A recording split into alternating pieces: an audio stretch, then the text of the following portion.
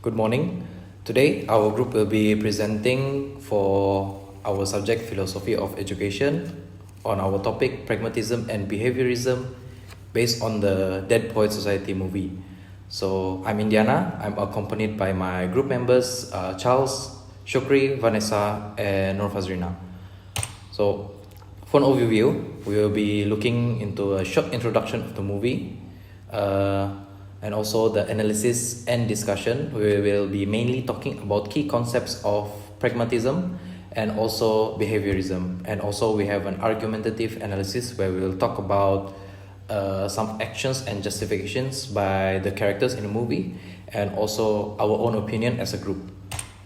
So for the introduction, the setting of this movie is in Welton Academy. It's a prestigious conservative boarding school in 1959. This is a school in the US, if I'm not mistaken. Traditional education. So this boarding school has a rigid curriculum where students passively learn for predetermined careers, where we don't have this in Malaysia, but this is something they do in the US. So the story mainly shows about Mr. Keating, an unorthodox English teacher who challenges the system with his unorthodox methods of teaching. So with the school's normal system where there will be strict and memorizing and followed by the book, Mr. Keating has a little twist on how he teaches his students. This encourages them to have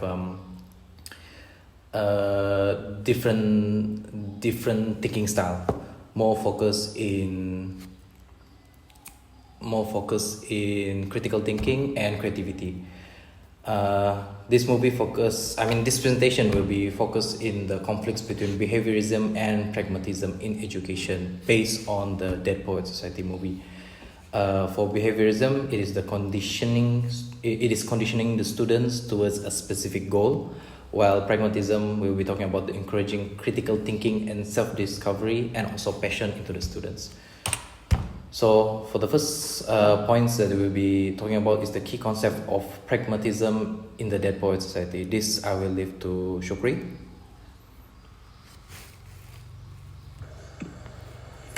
Okay, thank you, Indiana. So we move to the next subtopic, which is key concept of pragmatism in Dead Poets Society.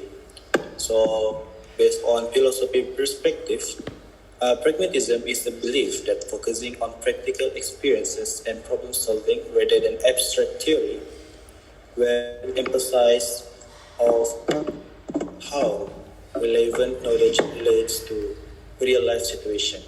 So, based on the movie Dead Poets Society, there are two different key concepts of pragmatism that can be identified. The first one is practical learning. So, pragmatism uses practical methods to conduct lesson rather than relying on ideas alone. So, based on this movie, the best example that we can use that relate to this theory is a character named Mr. Keating, who is an English teacher in the school, where he often asks his students to do task-based activities both in class and outdoor, such as writing poems, reading it aloud in class, and bring his student for leisurely walk outside while doing activities. So the second one is individualism. Pragmatism theory, as we know that it highlighted the importance of individual personal development and growth, where it explained that each individual have their own unique experiences and perspective. So based on this movie, the best example that relate to this theory is a student named Todd Anderson, who is one of the students of Mr. Keating. Todd Anderson have a unique personality where he is a timid person. He is introverted and shy type person. So with the help of Mr. Keating, who is his teacher, he finally overcome his own fear and embraced it in his life. So With the help of his teacher, he taught Anderson finally acknowledge his own ability in poetry and creative thinking, where these two things help taught Anderson to express his own feeling and explore his own thoughts and emotion through writing, where it indirectly benefits him in order to overcome his own fear. So that's all for two key concepts of pragmatism based on movie Dead Poet Society. I leave it to the next person for behaviorism. So moving on to the key concept of behaviorism in the Dead Poet Society movie. So behaviorism is a psychological theory that emphasizes on people learnings influenced by the environment. So there are three key concepts of behaviorism that are analyzed in this movie, which is the first one that is positive reinforcement. Positive reinforcement is giving something pleasurable as a reward after the occurrence of the behavior. So based on the movie, Mr. John Keating, the English teacher, teaches his student a new way of thinking through positive reinforcement. So he encouraged them to read and understand poetry in a different way instead of following abstract explanation written by scholars. He then rewards their originality and creativity by giving compliments and encouragement that shows that this is giving praises to his student is positive reinforcement. So which he did to reinforce their desired behavior. So the second one is this modeling behavior or observational learning, which is a psychological concept that makes people tend to acquire new behavior by imitating the other ones. It requires observing and copying action, especially those who are perceived as role models. In the movie, through the teaching and method of Keating's in the visualization of observational learning, we can describe that the role of behaviorism presented in the Keating influence on his student. When Keating stood on the desk, he wanted to see it all from different perspectives, which became a symbol of his teaching style to his students. This then influenced his students to imitate him. So this all together highlight that the action of people who appreciate themselves act as a mirror for the behavior of each other. So the third one is acquisition and extinction. This concept focuses on learning a new behavior, which is acquisition, and potentially unlearning it, which is extinction in the movie. So basically, the student learned to obey rules, which is acquisition, and Mr. Keating made the student unlearn it by extinction by embracing their creative side and expressing themselves. This symbolized the acquisition of pre-thought and the extinction of conformity to authority. So that is all for the key concept of behaviorism in the society. We move on to the next one. So we will be moving on to the argumentative analysis. For the first point, we will be talking about the limited creativity and individuality. So the character's action, by characters we mean is the school. The school's curriculum puts emphasis on memorization, which is based on traditional methods and what is expected of the society within the school.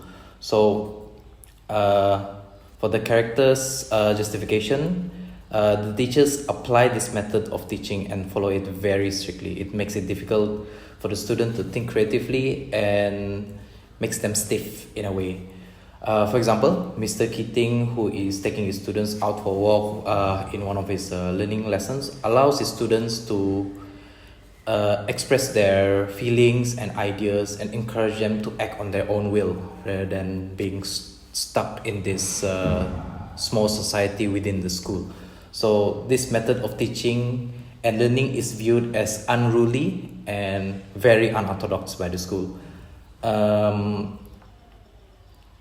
Because the school mainly, they believe in rote memorization methods to teach students, which means that the method that they usually follow is everything by the book, memorization, and learning in class, where Mr. Keating, as I mentioned, is more on real life and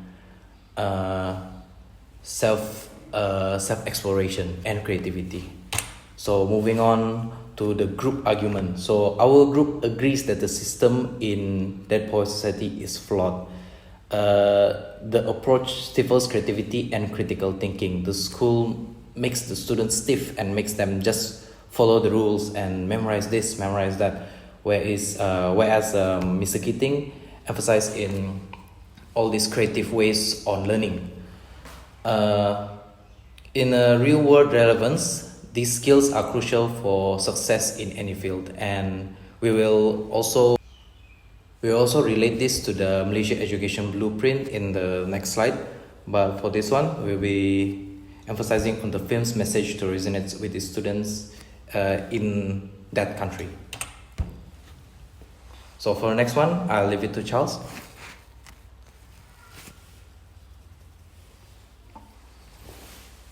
Okay, we move on to the next point here, which is educators' encouragement of courage and authenticity. Now, for the character action, this is mainly talking about Mr. Keating, who encourages his students to follow their dreams and not be afraid to express their true self. Now, for the character's justification, Mr. Keating, he asks his students to walk in a circle at the school courtyard, which symbolically challenges the order of following the crowd and instead urges them to follow their own unique journey. This teaching method of his is really very unique to the School of Welton, and it underscores the importance of thinking independently, pursuing their passions, and not being afraid to go far from people's expectations in order to live a fulfilling life. Next. Now we move on to the group argument. For our group, Mr. Keating's unorthodox teaching resonates perfectly with the Malaysian Education Blueprint's vision. The MAB prioritizes fostering well-rounded individuals, and Keating achieves this by empowering self-expression, which he encourages his students to find their own voice and explore their own passions, rather than just following predetermined goals set on them. He also ignites a lifelong learning. He sparks a love of learning that goes beyond textbooks, which I quote from the movie himself.